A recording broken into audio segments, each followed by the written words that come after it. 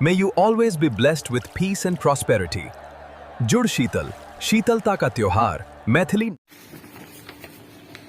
सब मिथिलावासी के गोर लगे छी। जुड़ शीतल के शुभकामना। हम ज्योति मिश्रा मिथिला गीत माला चैनल में अहाँ सबके स्वागत करे छी।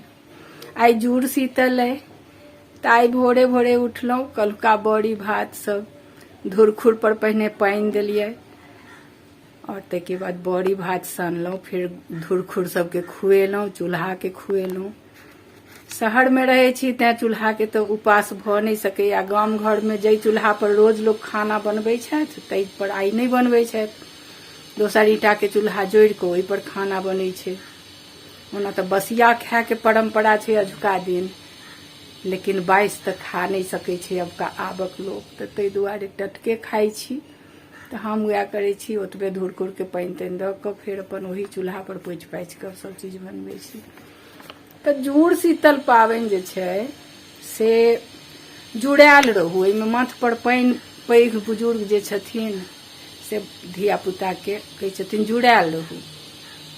तो जुड़ायल रहबा के अर्थ छै जे अहाँ शीतल रहू। माथ पर पानि देबऽ के जे अहाँ शीतल रहू, जड़ि से जुड़ल और शीतल रहू, संयम से रहू। यह आशीर्वाद अजुका दिन भेटै छै। जल देल जाइ छै एहि दुआरे जे आजुक दिन से गर्मी शुरू भ जाइ छै, तो जल के हमेशा सेवन करी, तैं जल देल जाइ छै। गाछ पात जते अजुका दिन है गाम घर में लोग गाछी में जा जा क जल दै छथिन। बाल्टिए बाल्टिए पानि जौन सब जाइ छै। पहिने धिया पुता में हमहूँ गेल छी, हमहूँ देने छियै गाछी सब में जौन सबके साथे जाइए, लोटे लोटे सब गाछ के जड़ि में पानि दिए। ई मिथिला के एकटा अद्भुत पाबनि अछि।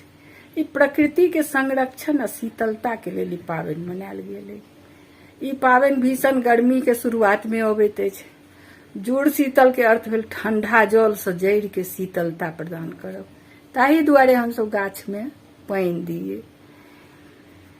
तो ई पाबनि अपना सबके संदेश दैया जे पर्यावरण के रक्षा करब हमर सबहक परम कर्तव्य अछि। ओना मैथिली नव वर्ष के सेहो आजुक दिन स्वागत कयल जाइ छै। गाम घर में भगवती के पातरि पड़ै छनि, तो हमरा सबके नैहर में बसिया भात और दही गुड़ ई सबके पातरि पड़ै छलनि। लेकिन हमरा सासुर में खीरो बनै छनि, भगवती के खीरो देल जाइ छनि और बसिया भात और दही गुड़ सेहो होइ छनि पातरि में। तो ई सब गाम के अपन अपन रिवाज छै। कते गाम में पूरी और खीर से देल जाइ छै।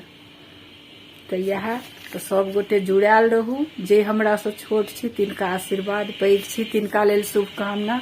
सब गोटे के हैप्पी जुड़ शीतल प्रणाम।